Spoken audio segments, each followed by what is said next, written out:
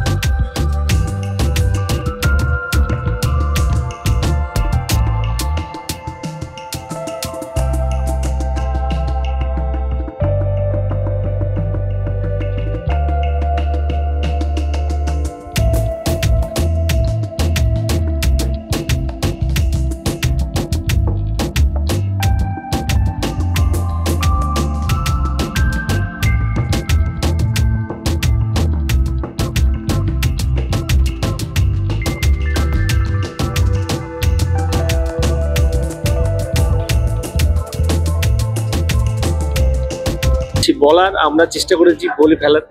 ছবিও তৈরি হয়ে গিয়েছে, অলমোস্ট শেষ পর্যায়ের কাজ চলছে। ট্রেলার আপনারা দেখে ফেললে, যদি ভালো লাগে তাহলে ছবিটা অবশ্যই হলে এসে 25 তারিখ আমাদের ছবি রিলিজ করছে আমাদের নিকটবর্তী সিনেমা হলে। আসবেন অবশ্যই।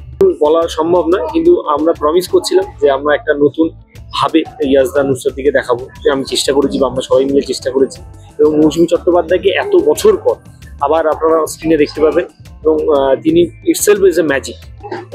ওই প্রমিস, আপনারা হাসবেন, আপনারা কাঁদবেন, আপনারা সারপ্রাইজ হবেন, কিন্তু তার জন্য আপনাদেরকে সিনেমা হলে এসে 25 তারিখ আরই দেখতে হবে।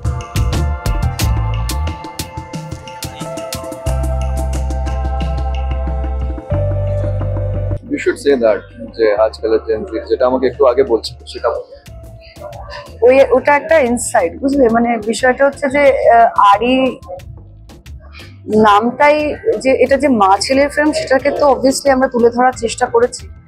কিন্তু বিষয়টা হচ্ছে আজকে না অনেকবারই এরকম হয়, আমি এটা নিজের ক্ষেত্রেও দেখেছি, আর আমরা জানি দুজনে এটা দেখেছি যে আমরা কাজে এতটা ব্যস্ত হয়ে যাই যে মাঝে মাঝেই মা বাবাকে কিন্তু আমরা গ্রান্টেড নিয়ে থাকি। কারণ তারা মা বাবা, কারণ তারা বুঝবে এটা আমরা ভাবি। এবং তারাও মাঝে মাঝে, তারাও যে কম যায় সেটা নয়, তারাও মাঝে মাঝে যে আমাদের বোঝার চেষ্টা করেছে সেটা নয়। সো আজকের জেনারেশনে দাঁড়িয়ে না কোথাও একটা এই সম্পর্কের ডেপথটা হারিয়ে যাচ্ছে কোথাও। এবং আমরা তো মানুষ, সোশ্যাল অ্যানিমালস, আমাদের সম্পর্কের মধ্যে বাধা থাকা উচিত। তাতেই কিন্তু আমাদের মনুষ্যত্বের মানে কি বলবো বেটারমেন্ট হয়। না হলে কিন্তু আমরা কোথাও এগোতে পারবো না, আমাদের গ্রোথ নেই, গতি হারিয়ে যাবে। তো সেখান থেকে দাঁড়িয়ে সম্পর্ককে ধরে রাখা, আঁকড়ে ধরে রাখা, সেই বাঁধনে বেঁধে থাকা, সেটাকে নিয়ে আমাদের গল্পটা। যেখানে কিন্তু সত্যি সত্যি আমার মনে হয় ও ভাবেনি যে কি ব্যবসা হবে, মানুষের কতটা ভালো লাগবে। এটা খুব একটা ইমোশনাল অ্যাঙ্গেল থেকে ভালো লাগবে, যাদের জন্য বানানো হয়েছে ঠিকই ভালো লাগবে। আমার মনে হয় এই ছবিটা দেখে হয় না যে কাজের মারফতে আমরা এতটা ব্যস্ত হয়ে যাই যে লাস্ট টাইম কখন নিজের বাবাকে হাত করেছিলাম, বা কখন নিজের মাকে কেউ হাত করে বেরিয়েছে, বা গার্লফ্রেন্ডকে তো সবাই চুমু খায়, কবে লাস্ট মার গালে চুমু খেয়ে বেরিয়েছিল। আই থিঙ্ক কোথাও না কোথাও এই ছবিটা সেখানে ভাবাবে। আর যার জন্য আমরা চাই যে এই ছবিটা মানুষের জুটি বেঁধেই দেখুক, কিন্তু সেই জুটিটা একটু অন্যরকম হোক, মা ছেলের জুটি হোক বা বাবা মেয়ের জুটি হোক। জানো, আমরা এটা একদমই মনে হয় যদি সিনেমা হলে আজকে ধরো বাবা আর সন্তান বা মা সন্তান বসে দেখছে, বা পরিবার ধরো দেখছে, যখন এই সিনেমাটা দেখবে একবার কিন্তু বাবা মার দিকে ঘুরে তাকাবে বাচ্চারা, বা বাবা মা বাচ্চার দিকে ঘুরে তাকাবে, এবং তাদের মন ছুঁয়ে যাবে এটা। কারণ এটা সিনেমাটা আমরা তো দেখেছি, বিকজ আমরা এডিটে বসছি, আমরা ডাবিং করছি। সিনেমাটা কোথাও একটা ভেতরটাকে নাড়াচাড়া দেয়, সেটাই কিন্তু খুব দরকার আজকে আমাদের জেনারেশনের ছেলে মেয়েদের জন্য। এই সচেতন হওয়াটা, যে সময় থাকতে নিজের পরিবারকে বা নিজের কাছের মানুষকে আগলে রাখাটা। লাইফ তো খুব ফুনকো হয়, যে মানুষটা আজ আছে কাল নেই। সো ছবির নাম আরি, কিন্তু এটাই আমরা বলবো যে খুব বেশিক্ষণ আড়ি করে থেকো না, ভাবটা তাড়াতাড়ি করে নাও, কারণ কালকে কি হবে আমরা কেউ জানি না। আর মানুষগুলোকে হারিয়ে ফেলার পর তারপরে না ওই পুরোনো সময়কে আর ফিরিয়ে আনা যায়। রিগ্রেটে বেঁচে থাকা উচিত। মানে পেরেন্টসদেরকে ডেডিকেট করে এই ছবিটা তৈরি করা হয়েছে, যার It's a জন্য tribute. মানে এই ছবিটার মহারাতেও ক্লাবস্টিক, মানে প্রথম ক্লাবস্টিক ইয়ে করেছিল নুসরাতের মা। হ্যাঁ, মানে এই সিনেমা আমাকে একটু আগেই একজন জার্নালিস্ট বান্ধবী জিজ্ঞেস করছিল যে তুমি কেন রাজি হলে এই সিনেমাটা করতে, এটা তো মা ছেলের সিনেমা। আই সেড বিকজ আমার মনে হয় আমরা অ্যাজ এ টিম প্যারেন্টসদেরকে ট্রিবিউট দিতে চেয়েছি।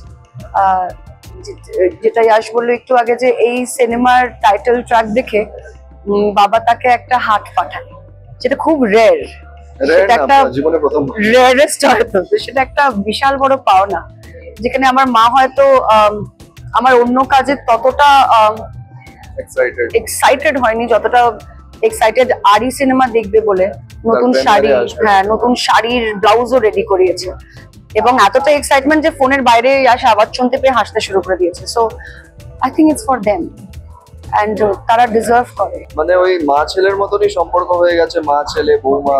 আমি যদি দেখাতে পারতাম অফ স্ক্রিনে কি হতো। ঝগড়াও হয়, চেঁচামেচিও হয়, আবার মিটমাটও হয়ে যায়। আচ্ছা, ওনার কিছু লাগলে উনি কিন্তু আমাকে লুকিয়ে এসে এটা বলেছেন যে শোন না, আমাকে এটা দিবি, ধরো মিষ্টি খাবার বিষয়, ইয়াশকে বলবি না। কেন বকা খায় আর ধমক দিয়েছে, তুমি এটা মিষ্টি খেতে পারবে না, তুমি এই করতে পারবে না, এখন বেশি হাঁটাচলা করতে পারবে না, বা হাঁটাচলা এখন তোমার করা উচিত। শুটিং এ ওনার শরীর খারাপ হয়ে গেছে। কেন হয়েছে?